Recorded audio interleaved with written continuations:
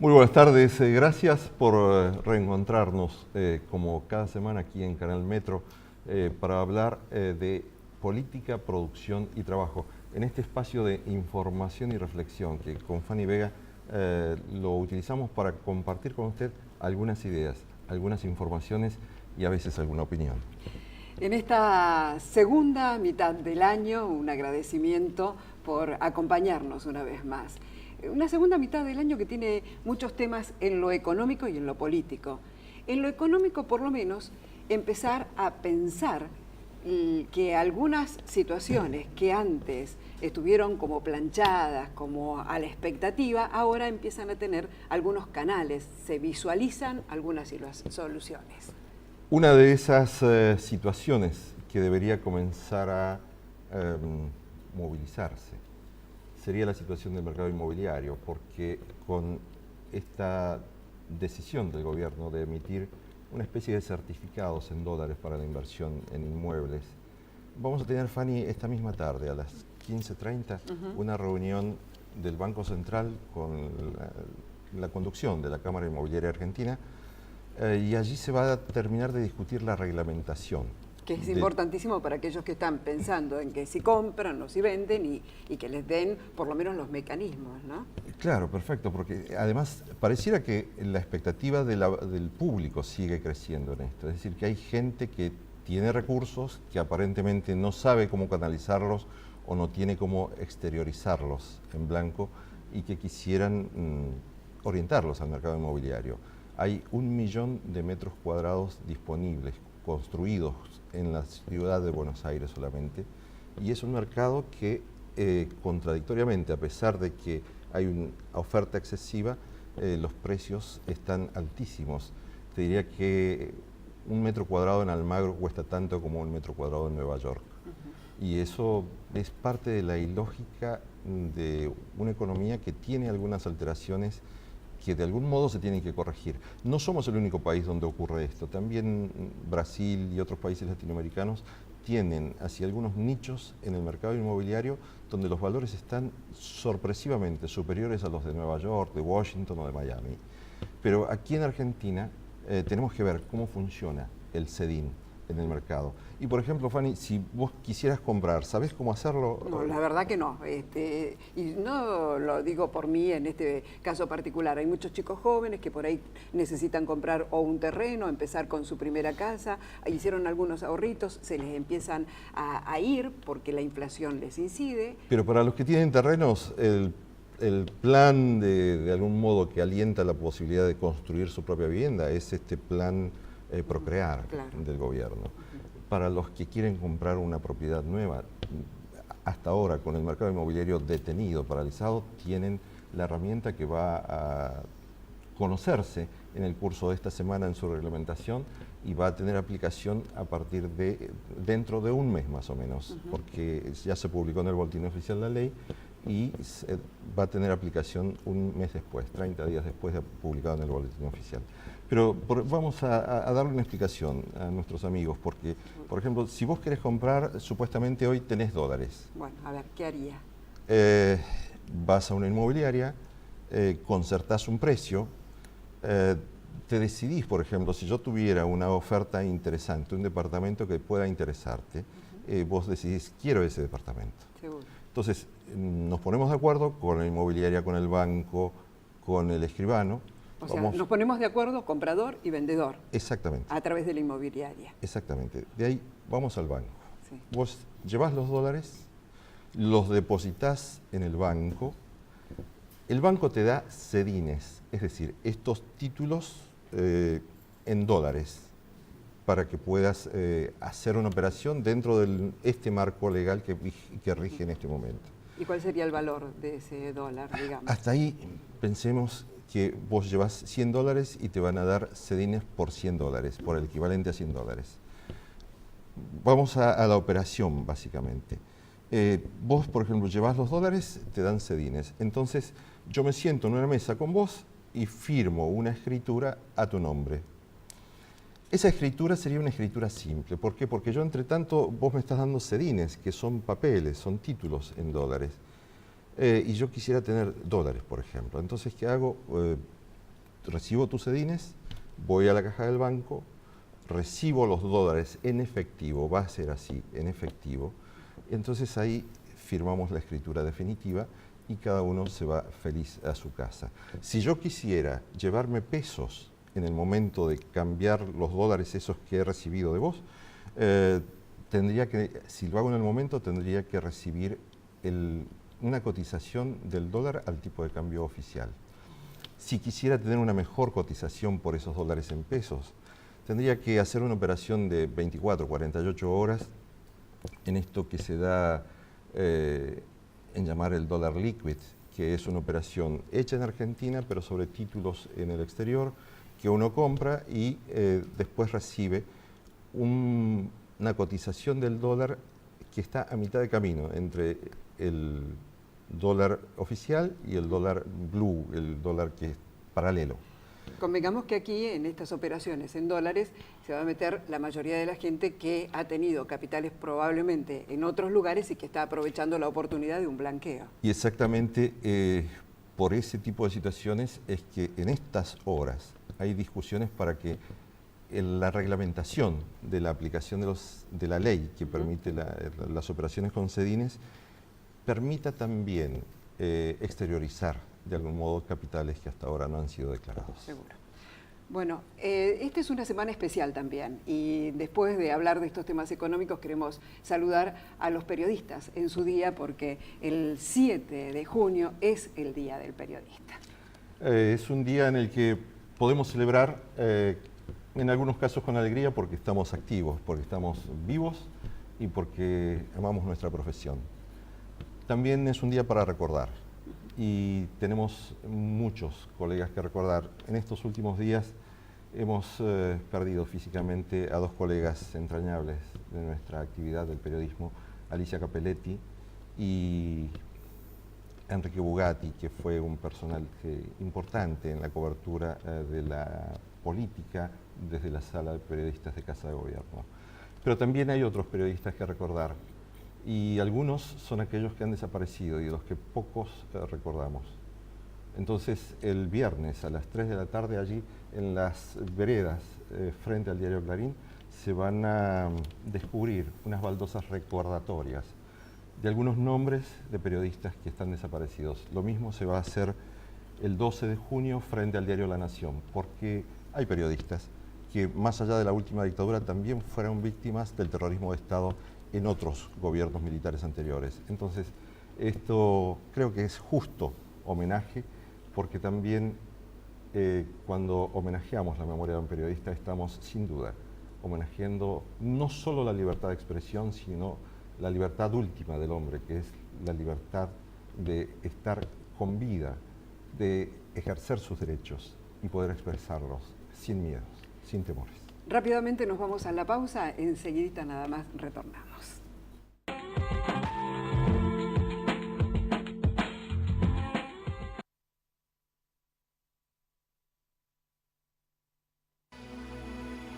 Entidad Binacional Yacyretá, generando futuro. Servicios Regionales del Sur, Sociedad Anónima.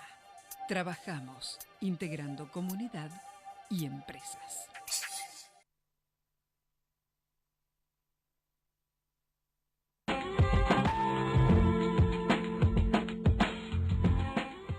Y por estos días, la UITBA, que es la Unión Industrial de la Provincia de Buenos Aires, ha celebrado sus 35 años de existencia. Una cámara que representa a la mayoría de las empresas industriales de la provincia de Buenos Aires y que, por lo tanto, también está representando a la mayoría de la producción industrial de la Argentina. Tenemos a uno de sus vicepresidentes, que es Federico Cuomo. ¿Cómo está, Federico? Bien, gracias por venir.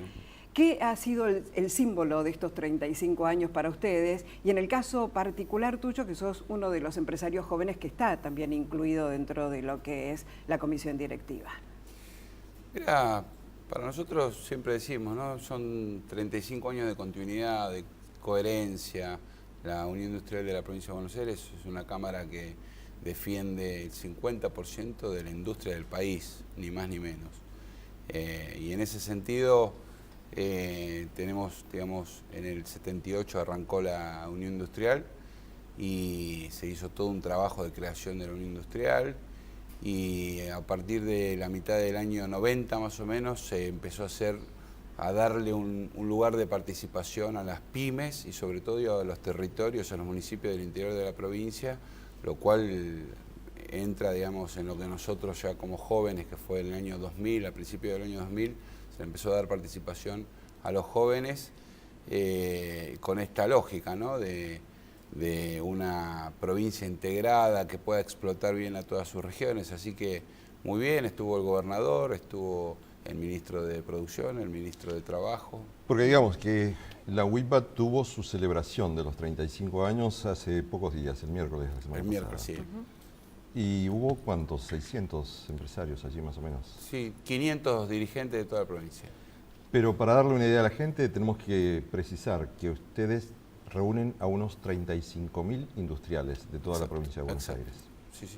Y exactamente decías, representa más o menos el 50 o el 52% del PBI industrial del país. Más o menos, sí. ¿Y en mano de obra?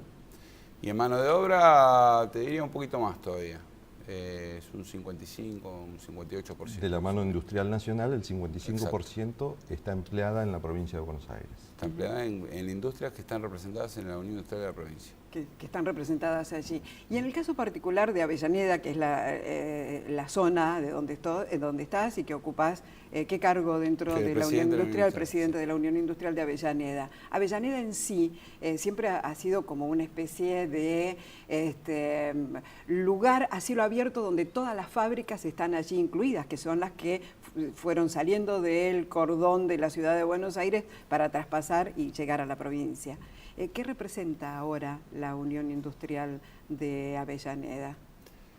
Bueno, la Unión Industrial de Avellaneda nació, digamos, muchos de los fundadores de la Unión Industrial de Avellaneda fueron también fundadores de la Unión Industrial de la provincia. Nuestra Cámara nació hace 30 años, 5 años después de la provincia de Buenos Aires, pero lo mismo, A ver, nosotros lo que decimos es que nosotros, como Cámara de Base, nos tenemos que hacer carne de un proyecto que tiene la Cámara digamos, de segundo grado en este caso. Seguro. Y nosotros lo que trabajamos ahí es de cómo constantemente podemos involucrar a los industriales en la representatividad de la Cámara, ¿no?, con distintas actividades, tratando de proponer también que la gente participe. Digamos, esto nos parece algo interesante, ¿no?, que el industrial entienda que tiene que salir de la industria, porque muchas veces la competitividad o la rentabilidad de las empresas se discute en lugares fuera de la industria. Y ese lugar, el lugar donde nosotros nos defendemos, es en la Unión Industrial. ¿Y cómo es el perfil de una industria en este tiempo en la provincia de Buenos Aires? Porque, convengamos, buena parte de las situaciones ambientales, de los pasivos ambientales de la provincia de Buenos Aires, son producto de la actividad industrial. Bueno, ¿Hay responsabilidad, hay mayor responsabilidad ambiental, mayor responsabilidad social en las industrias? Sí, hay muchísimo más, y aparte, digamos, todo lo que fue para 18 municipios de la provincia, la creación de la CUMAR, y la verdad que la CUMAR ha hecho un trabajo de fiscalización muy bueno y muy exhaustivo. Nosotros igual veíamos que un montón de industrias se ponían al día con esta cuestión, y aquellas que no se iban poniendo al día con esta cuestión, la verdad que la creación de la CUMAR las terminó de poner al día con esta cuestión. La CUMAR es la administración de la cuenca del Matanza-Riachuelo, sí, digamos, que es el organismo creado para sanear el medio ambiente industrial donde están radicadas las empresas. Exactamente, donde participa la nación, la provincia y la ciudad. Federico, ¿cómo están viendo este segundo semestre del año en cuanto a la actividad industrial y las perspectivas como para cerrar un año que pudiera llegar a tener por lo menos qué tipo de crecimiento? El crecimiento está estimado en un 2%, en un 2,5%. Es muy diverso también, hay que entender que los sectores industriales son muy diversos, ¿no? Vos tenés algunos sectores que son muy pujantes. Ayer estaba viendo algunas estadísticas, la industria automotriz está batiendo récords nuevamente. Bueno, un 17% aumentó el patentamiento de automóviles este último mes. Exactamente. Y eso te tracciona toda una cadena de valor, y después tenés algunas otras industrias que pueden estar no pasando tan buenos momentos. Es muy diverso, digo, en general. Pero nosotros vemos un segundo semestre con expectativas. Entendemos también que algunas medidas que se han tomado desde el gobierno de la Nación la semana pasada va a inyectar un montón de dinero a lo que es el consumo interno. Estamos viendo cómo avanza Brasil, que el año pasado aparentemente arrancaba con todo, al final no arrancó, a principios de este año sí arrancó, ahora aparentemente hay como una meseta. Y en el medio tomar políticas proactivas para que las industrias crezcan, ¿no? Y en ese sentido trabajar el mercado interno y también trabajar la internacionalización de las empresas. A nosotros nos parece vital el poder exportar el modelo argentino. Hay que entender también que no hay muchos países en el mundo, o seguramente en nuestra región, que tengan la diversidad y la calidad que tiene de industrias la Argentina. Porque ¿cuál es nuestra ventaja? Nuestra ventaja, a ver, yo creo que nuestra ventaja es que nosotros sabemos hacer muy bien lo que hacemos. Sabemos hacer muy bien lo que hacemos. De hecho, ayer me comentaba un colega nuestro de la Unión de la Provincia de Buenos Aires que él participa todos los años de Expo Cruz en Bolivia. Y él me decía, está el pabellón brasileño y está el pabellón argentino. Sin embargo, el público boliviano, a mismo precio o a poca diferencia de precio entre un producto brasileño y un producto argentino, se queda con un producto argentino.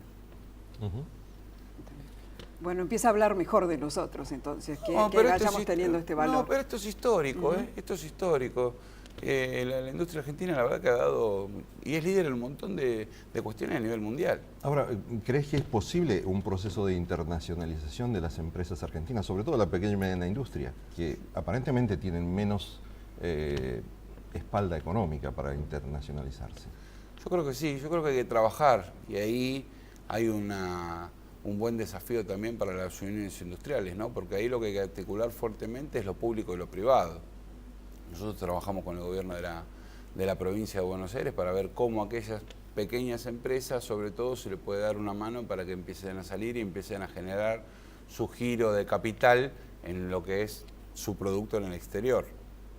Pero creo que sí, hay mucha oportunidad. Digamos. Lo que hay que ver, si querés una opinión muy personal, en el exterior lo que hay que ver son los nichos. Los nichos generalmente están desatendidos.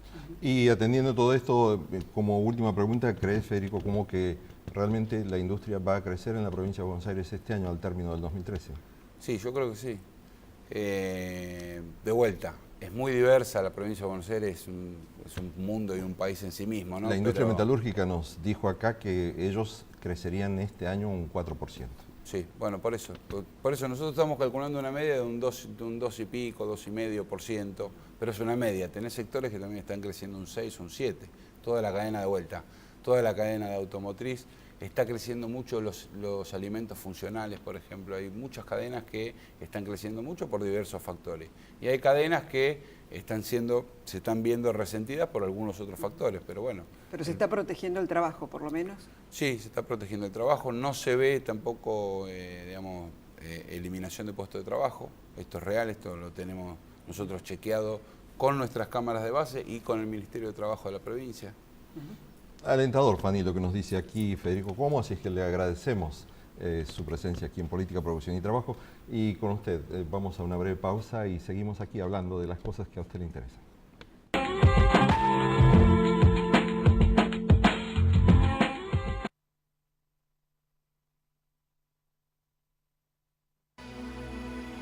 Entidad Binacional Yacyretá, generando futuro. Servicios Regionales del Sur, Sociedad Anónima. Trabajamos integrando comunidad y empresas.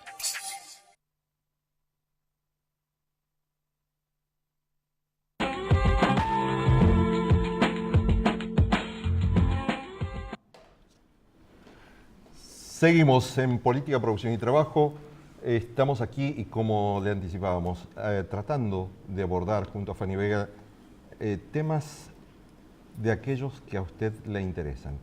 Y Fanny, ¿cuál es el tema que más le interesa a una familia en cualquier punto del país? En representación de todas las mujeres argentinas hay que hablar de precios seguramente, ¿no? Porque en definitiva no es un tema que solamente a las mujeres les preocupa. Hoy, gracias a que... A la información. Sí, y que las familias mismas... Y a la participación social que ha ido también acrecentando la conciencia política en jóvenes y en adultos. Exactamente, o sea, que hoy el control de precios, por ejemplo, no sería una cuestión que le preocuparía solamente a una ama de casa, sino al resto de la familia. Todos se integran para esta cuestión.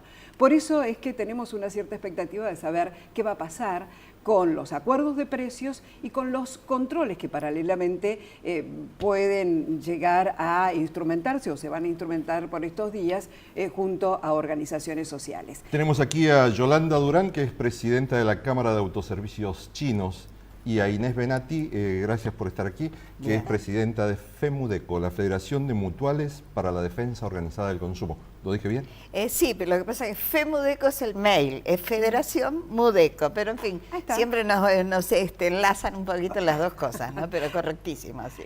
Buenos días a ustedes también, buenos días, Yolanda. Buen día, gracias. Bueno, Gracias por invitarme. ¿cómo se está instrumentando estos acuerdos de precios? Vamos a comenzar entre los consumidores que observan qué cosas. Hoy, de acuerdo a los primeros acuerdos que se hicieron entre la Secretaría de Comercio y las cadenas que están instrumentando la venta de alimentos.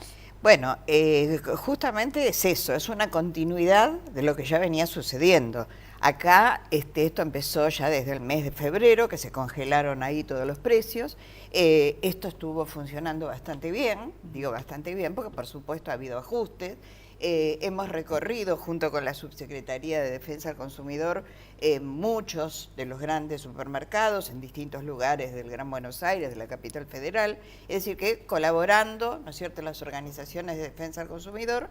Y bueno, hablando con los gerentes, nunca fue en una actitud de patota, al contrario, sino de conversación, de ver cuál era el problema. Y en general, si había algún tipo de problema, se subsanaba en el momento. Es decir, que el gerente o la gerenta del supermercado, si había un cartel mal puesto, o un precio que no era el convenido, ¿no es cierto?, o faltante de algún producto. Y no ha sido lo más reiterado lo faltante, es decir, no, como no que creas, los comercios exponen al comienzo del día 2 o 3 de aquellos productos que se acordaron con el precio y después desapareció de la góndola. Bueno, vos sabés que eso puede llegar a pasar con promociones, no con esto de los precios congelados en general. Me acuerdo que, por ejemplo, había un tema con un supermercado muy grande de Retiro, al lado de la Villa 31, y efectivamente cuando la gente con la tarjeta, ¿no es cierto?, de descuento, digamos, iba a hacer compras, faltaban. Pero acá se daban las dos cosas. Por un lado, la picardía, que no la dejamos de lado, porque posteriormente se solucionó el tema. Pero también que era obvio, tal la avalancha que en ese momento iba a comprar ciertos, por ejemplo, pañales. Me acuerdo que el tema pañales, desaparecían los más baratos, obviamente, y quedaban los más caros. Pero eran las dos cosas que se daban, ¿no? Yolanda Durán, ¿qué está pasando en los supermercados chinos? Bueno, nosotros más que nada tenemos una adhesión voluntaria a los 500 productos que lanzó el secretario. Eso significa de que, bueno, no estamos sujetos a los controles, pero a la vez, obviamente, hemos llegado a un acuerdo con el presidente que es de CADAN, de la Cámara de los Mayoristas, que ellos ya estaban negociando, porque ahora en el curso de mañana seguramente me vuelvo a reunir para... Ellos obviamente nos garantizaron que los productos, la mayor cantidad de productos de la canasta, de los 500 productos, los van a tener en sus depósitos de los mayoristas. Entonces así para que nosotros vayamos y nos proveamos, nos sirvamos de los supermercados de ellos. Y también lo traslademos a nuestros consumidores, ¿no? ¿Y qué pasa con los otros precios de los productos que no están dentro de esa lista de 500 productos? Nosotros tenemos una competencia de por sí nata, autocompetencia, porque cada supermercado que está a una cuadra, a diferencia, y bueno, se miran los precios uno al otro, y la clientela se trata de disputar también entre nosotros, porque el que vende caro, el cliente recorre, mira y se va al más barato, y el que es mejor atendido. Así que entre ellos tratamos también de ser los mejor serviciales, ser amables y cuidar el precio. Uno de los factores que incidía generalmente en que los acuerdos se frustraran, algunos de los 13 anteriores, porque la verdad que en esta época, en los últimos años, en las últimas décadas, ha habido 14 acuerdos de precios y no todos han funcionado. En este caso particularmente, la desaparición de algunos productos hacía que se frustraran. estos acuerdos. ¿Ustedes cómo van a proteger al cliente para que no haya desabastecimiento? Bueno, mire, esta mañana justamente me preguntaban por uno de los medios. Están para mí creando una psicosis, como dije, que muestran las góndolas que están vacías, que no hay ciertos productos de los acuerdos. Bueno, el acuerdo salió el día viernes. Seguro. Hoy es lunes, sábado y domingo casi se trabaja con los productos que uno tiene en stock dentro de los supermercados. Pero bueno, eso se va a ir viendo en forma paulatina a ver, vamos a decir, al viernes siguiente, por ahí se puede ver. Entonces creo que la gente o la prensa que va y enfoca todas las góndolas vacías, hay que darle tiempo de maduración. No es que los productos están y los fabricantes tienen grandes cantidades de stock y salieron a las bocas. No, es un proceso muy lento de distribución, tienen que llegar a las bocas, requiere un cierto tiempo. Y eso de crear faltantes, todavía creo que estamos prematuros al decir que hay faltantes. Puede haber, perdóneme, puede haber, por ejemplo, el tema de ciertos productos que no es de ahora, de los 500 productos del congelamiento de vieja data, que viene, que siempre lo dije, siempre lo mencioné, que pueden ser ciertos productos que puede haber faltantes. Una consulta, tenemos 1 minuto y medio para el cierre del programa. Una consulta sería... pero yo quisiera explicar este tema, porque si no queda en el aire, me parece como que hay faltantes. Señora, hay empresarios que están modificando la presentación de sus productos para modificar el precio, por ejemplo. Está bien, eso puede ser lógico. Cada empresa, acá hay libertad empresaria. Acá se puede hacer, puede sacar como se ha sacado la leche con el agregado de... Eso no es lo importante. Lo importante es lo que dice Yolanda también. Acá se está creando una psicosis. Entonces, mostrás un pedacito donde falta. Cuando pasó el anterior, que yo no creo que haya habido fracasos nunca, lo que pasa es que hay evolución, que es muy diferente. Si vos de golpe te dicen, no hay azúcar, ¿qué hace la gente? ¿Qué hacemos? Salimos todos a comprar azúcar. Ahora, por suerte, un señor de allá de Jujuy levantó el teléfono y dijo, yo le mando el azúcar. Entonces, había azúcar y no pasó nada. Pero fíjate que eso ocurriera con la leche. No es que la vaca te va a dar más leche, porque a todo el mundo se nos ocurre ir y comprar 5 litros de leche. Ahí habría faltante, pero es provocado. Porque con la leche en particular, los industriales de la leche han hecho que muchos de los productos lácteos estén fuera de los acuerdos de precios, y son pocos los que se han acordado, ¿no? Acá han entrado leche, y te digo más, si vos vas a ciertas horas a algunos supermercados, también encontrás leche mucho más barata. Ustedes nos aseguran que los precios van a mejorar su perfil, se van a estabilizar en este segundo semestre del año. Están estabilizados, ya desde febrero que tenemos precios congelados. Sandra, en este momento ya... nosotros en realidad, bueno, también mostré productos, traje y recorro los supermercados. Fui a comprar personalmente, no es que mando a comprar o llamo a algún asociado que nos traiga, sino, por ejemplo, los precios al 1 de febrero o anterior seguimos teniendo al mismo precio. Puede variar por ahí mínimo, lo que puede ser algún costo, algún aumento que influye directamente al costo del costo directo del producto, pero en general se mantiene y queremos mantener los precios para vender mejor. Nos estamos quedando sin tiempo. Nos estamos quedando sin tiempo y tenemos que despedirnos, disculpen, pero el tiempo es así en televisión y eso no depende de nosotros, la naturaleza marca el tiempo. Exactamente. Así es que les agradecemos que esté aquí en Política, Producción y Trabajo, que hayan aportado su opinión y esa pasión también con la que defiende los precios. No, lo que pasa es que se olvida que la gente compra de todo, también cremas depilatorias, porque no quiere decir que porque alguien sea más humilde no se depile, hombre o mujer. Entonces me parece que eso no está en cuestión aquí, señora, y nos tenemos que ir lamentablemente. Gracias, Yolanda Durán, por tu tiempo y por tu claridad. Nosotros nos vamos aquí con Fanny Vega, nos despedimos hasta el martes próximo en Canal Metro para hablar de política, producción y trabajo.